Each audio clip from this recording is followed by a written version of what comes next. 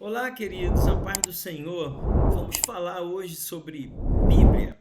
Ah, o tema que nós vamos discutir um pouco, né, em rápidos momentos, se nós fôssemos aqui tomar um certo tempo, nós iríamos deixar o vídeo muito longo, mas o nosso intuito é sermos incisivo, né? É sermos sucinto, é sermos rápido naquilo que nós estamos comunicando a vocês. E nós vamos falar em torno de como deve ser a pregação.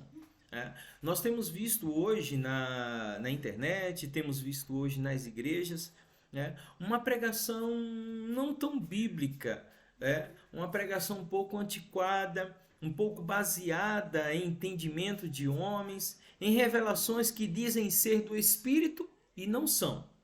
Né? Quantos pregadores às vezes, né, chegam e digam: Deus me falou, Deus me disse, Deus tocou no meu coração. E quando você vai olhar a base de tudo isso, não tem nada de toque de Deus, não tem nada do Espírito falando, porque tudo é simplesmente argumentação humana, coisa que a pregação não pode ser assim. Né?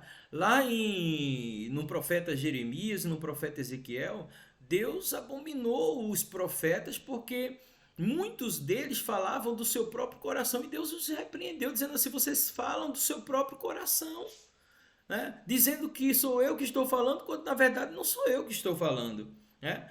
Eu tenho muito cuidado em ministrações, em pregações, de não fazer muito este comentário. Não que eu não tenha convicção de que Deus esteja falando, porque Ele fala através da palavra, mas para não usar o nome do Senhor em vão. Dizer que Deus tocou no coração para, de certa forma, levar as pessoas a acreditarem que você está falando ali com a boca de Deus, né? Quando na verdade não há sequer verdade nisso, né?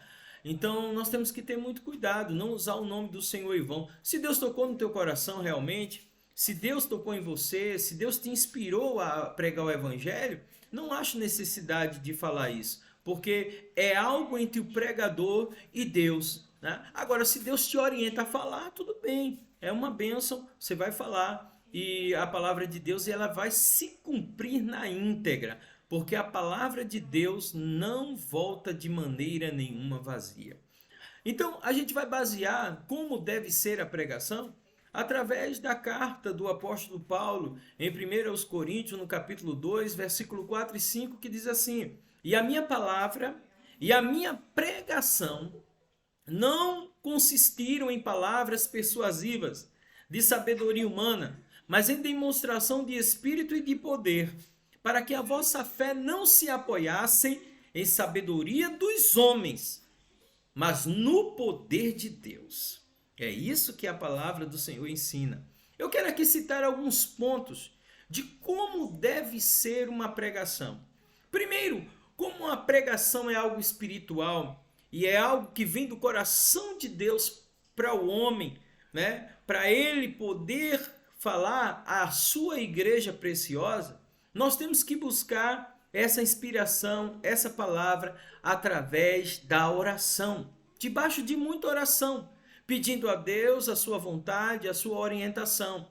Né? E não simplesmente chegar e dizer: não, o Espírito me falou, Deus me falou. Agora eu acho interessante, eu vou abrir um parênteses aqui, eu acho interessante que algumas pessoas dizem assim: o Espírito me dirigiu para isso, o Espírito me tocou para aquilo.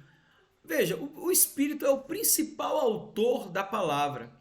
Às vezes tem gente que diz que o Espírito disse, o Espírito falou, o Espírito aquilo, mas na hora de responder algumas questões relacionadas àquela pregação ou àquele ensinamento, ele não tem resposta.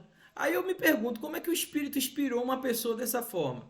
Eu não consigo entender isso. O Espírito lhe fala uma coisa, mas na hora que é para responder algo, o Espírito não traz revelação. Então fica uma coisa meio desencontrada, né, em relação a isso. Então deve ser feita debaixo de oração.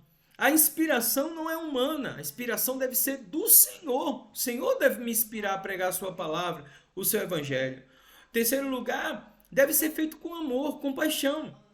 Por isso que muitas vezes há pregadores que a gente observa, né, que está pregando, claro que o poder não é seu, o poder é de Deus e o poder é da palavra.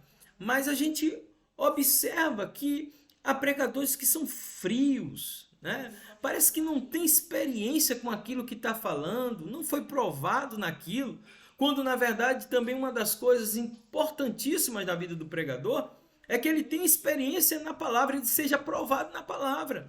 Quantas vezes eu já falei a palavra de Deus, eu já preguei a palavra de Deus, e todo tema que eu pregava e toda palavra que eu pregava, o Senhor me provava naquilo. Então o pregador ele tem que ser provado na palavra, para ele ter a plena experiência daquilo e vivência daquilo que ele está falando.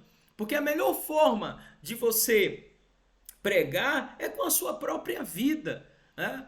Então o pregador ele tem que amar aquilo que ele faz, ele tem que arder naquela chamada, como foram grandes homens, grandes pregadores, avivalistas, né? Reformadores que tinham paixão pelo aquilo que ele fazia, e aquilo fazia todo efeito. Então tem que ser feito com amor a pregação, com experiência do pregador. O pregador tem que ter experiência com Deus. Pregadores que não têm experiência, não têm vivência com o Senhor, né, jamais terão um sermão, né, forte que chega a impactar realmente os ouvintes. Outra coisa que ele tem que ter é o conhecimento de Deus, né, na sua experiência, na leitura da palavra.